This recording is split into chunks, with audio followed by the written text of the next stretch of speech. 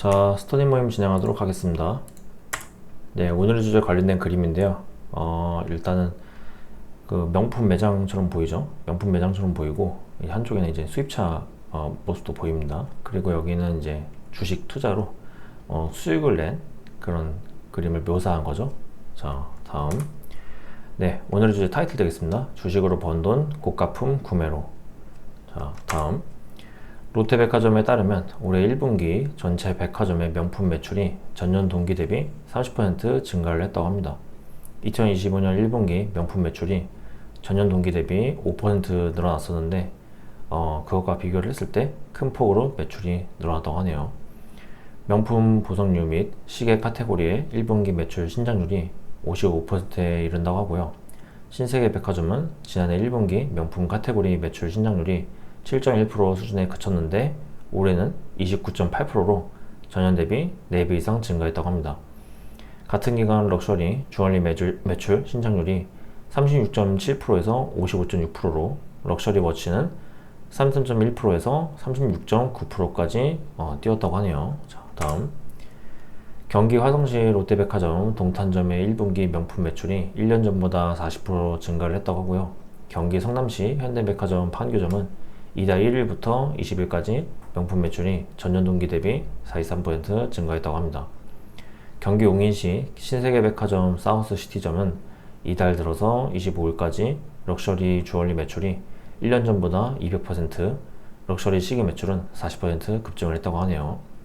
한국수입자동차협회에 따르면 1월에서 4월 수입차 신규 등록 대수가 총 11만 6,113대로 지난해 같은 기간 대비 41.3%가 증가했다고 하고요. 판매량 증가는 테슬라가 이끌었는데 폴스타, 벤틀리, 아우디, 캐딜락 등 고급 브랜드 차량 판매도 함께 증가했다고 합니다.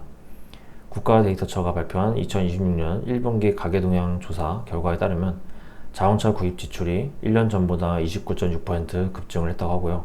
서지원 국가데이터처 가계수지 동향 과장은 자동차 등 내구재 성격의 지출이 늘어났다는 점을 고려하면 주식시장의 영향이 아예 없었다고 보기는 어려울 것이다. 이렇게 또 언급을 했다고 합니다.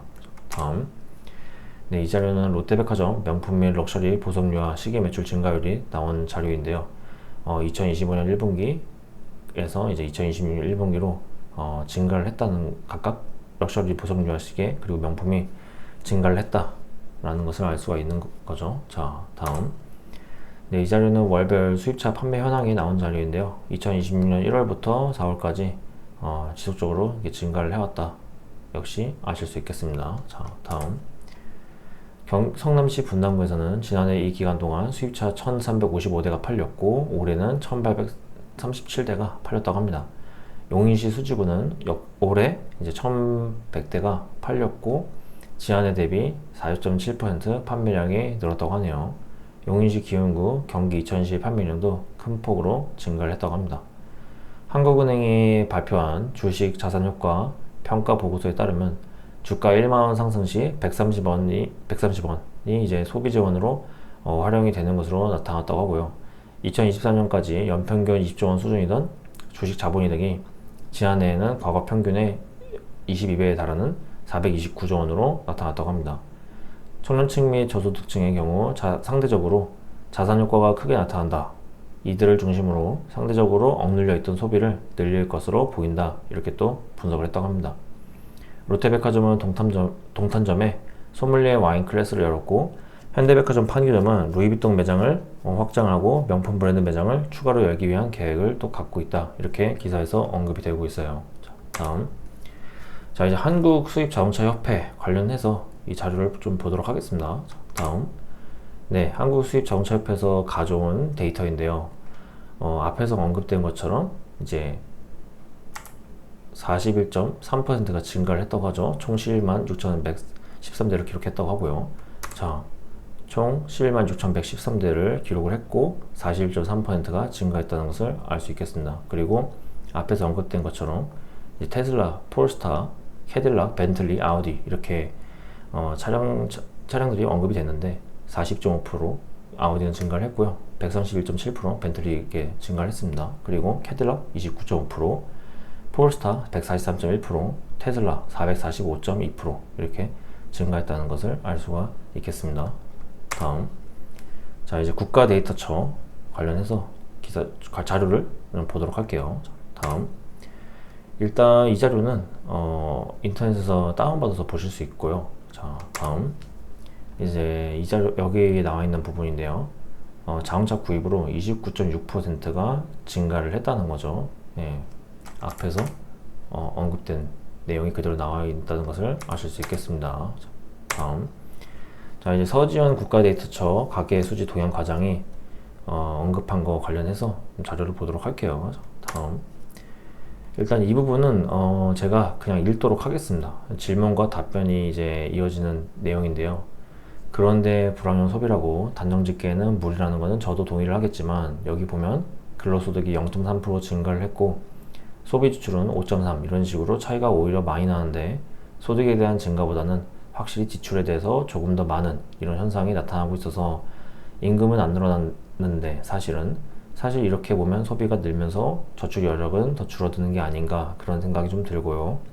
또 하나는 교육 관련, 사실 교육 관련해서 여쭤보려고 했는데, 교육비, 이 교육 전체 교육비는 사실 지금 2.9% 준 걸로 나타났거든요. 그런데 정규교육, 그 중에서 정규교육은 10.9, 기타 교육은 24.3% 줄었지만 학원 보수교육은 1.4% 이렇게 는 걸로 나타났는데, 그럼 여기서 이게 제가 느끼기에는 경기 부담이 커지면서 가계가 일반 약간 부수적인 교육에 대해서는 지출을 줄이고 입시나 이런 부분에 대해서 더 집중하는 현상이 나타나는 것 같아 보이는데요. 이것도 약간 비슷한 그런 특성을 나타내는 게 아닌가 싶어서, 이것도 그러니까 자꾸 제가 표현을 불황형이라고 이라는 표현을 쓰긴 하는데, 이런 방어적인 소비 패턴이 있는 게 아닌지 궁금해서 같이 여쭤봅니다. 그래서 이제 서지원 가계수지 도양 과장이 답변을 한 겁니다. 일단은 소비 지출 전체적인, 그러니까 어떤 소비에서 지출을 했는지, 그러니까 조금 저희 소비 지출 중에서도 조금 필수적인 부분들이 있고 재량적인 부분들, 내구재라든가 자동차 구입이라든가 이런 부분들, 조금 어찌됐건 가구가 자기가 소비를 판단했을 때 조금 여유 있어서 지출을 하는 경우들, 이런 것들을 놓고 판단을 해야 되는데요.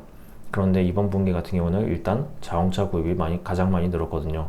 그래서 어찌됐건 가게가 지금 경제 상황에 대해서 조금 낙관적인 해석을 하고 있는 상황에서 지금 지출을 늘린 형태라고 보시면 될 것 같고, 교육 같은 경우에는 지금 정규교육에서 감소했는데, 이 정규교육이 대학원입니다. 대학교와 대학원이 감소했는데요. 이거는 지금 학령인구 감소의 영향이 조금 있었던 것 같습니다. 다음, 하나만 더 여쭙고 싶은데요. 그러면 5분위별 가계수지에서 2, 4분위는 재산소득이 이번에 되게 크게 느는 것 같고, 5분위는 재산소득은 줄었지만 사적 이전 소득은 좀 크게 늘어나는 것 같습니다. 이게 이유가 주식 상승과 혹시 증여 이런 것과 관련된 건지 궁금합니다. 일단 저희 조사에서는 자산을 조사하고 있지 않기 때문에 주식시장 활용에 따른 자산 규모 증가 이런 부분들은 반영되지 않고 있고요. 저희 통계의 공표 범위가 아닙니다. 일단 그렇고, 지금 사실 재산소득은 배당소득과 이자소득이 크게 있는데, 사실 재산소득 자체가 조금 빈도가 높지는 않아서 오차가 좀 큰 편입니다. 그래서 재산소득은 사실 이 증감률 정도만 참고로 규모나 이런 거 따라가기보다는 증감률 자체만 조금 방향성 이런 것만 좀 참고하시는 게 좋을 것 같고요. 그리고 5분위에서 사적 이전 소득이 많이 늘어났는데, 아무래도 이번 분기가 설 명절이 껴있기 때문에 기본적으로 이전 소득은 조금 늘어나는 편입니다. 모든 분위에서 5분위 가구의 사적 이전 소득 같은 경우는 빈도수가 늘었다기보다는 전체적인 규모가 주고받으시는 가구 간 이전의 규모 자체가 조금 늘어난 것으로 보입니다. 이제 대한민국 정책 브리핑에서 제가 가져온 자료입니다. 자, 다음, 자, 이제 한국은행이 이제 보고서를 발표했는데 언급된 내용 이제 보도록 하겠습니다. 자, 다음, 일단 이 자료도 역시 인터넷에서 다운받아서 보실 수 있고요. 우리나라 주식 자산 효과에 대한 평가라는 보고서라는 거죠. 자, 다음, 네, 옆에 이제 페이지가 나와 있는데요. 하이라이트 친 부분을 이제 좀 보겠습니다. 가계는 주가 1만원 상승 시 130원 정도를 소비에 활용하는 것으로 나타났다. 아까 메인 기사에서 언급이 된 내용이었죠. 그리고 연령계층별로 살펴보면 청년층과 고령층에서, 소득계층별로는 중저소득층에서, 자산계층별로는 순자산 규모가 작은 계층에서 자산 효과가 상대적으로 크게 나타났다. 이렇게 언급이 되고 있습니다. 여기는 이제 그래프가 나와 있는 거고요.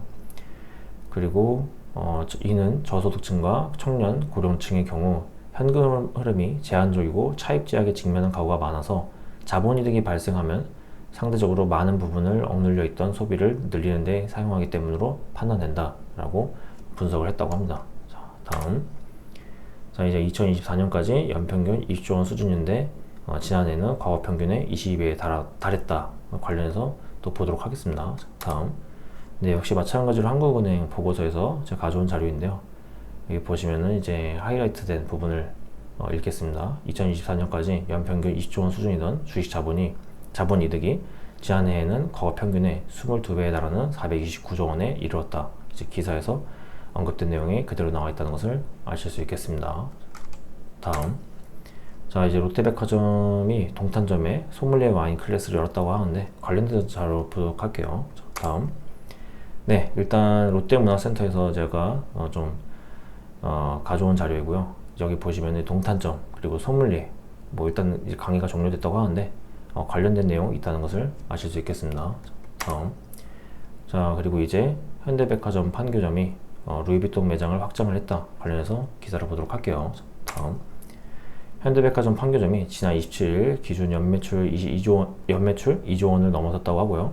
지난해 대비 약 16% 증가한 수치라고 합니다. 산업통상자원부가 발표한 올해 1월에서 10월 국내 백화점 매출 신장률에 이제 약 8배를 찍었다 이렇게 언급이 되고 있고요. 판교점은 96개의 명품 브랜드를 보유하고 있다고 합니다. 현대백화점 전 점포 중 가장 많은 개수고 에르메스, 롤렉스, 고야드 등 최상위 명품 라인업을 구축하고 있다고 하네요.